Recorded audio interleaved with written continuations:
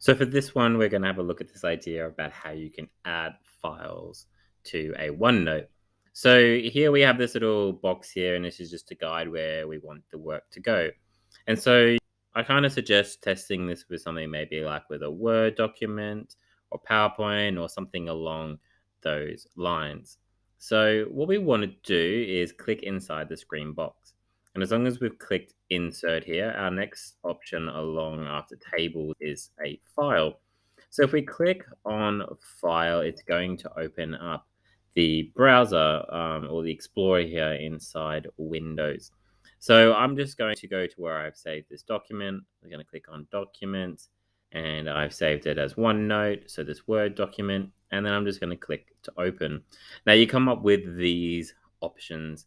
Now, a couple of them you can upload to OneDrive and insert it as a link, which is really great for storage.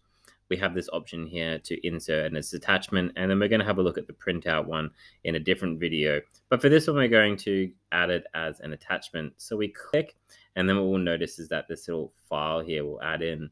And then basically what will happen is that we can double click on that, and that will load on another device and open.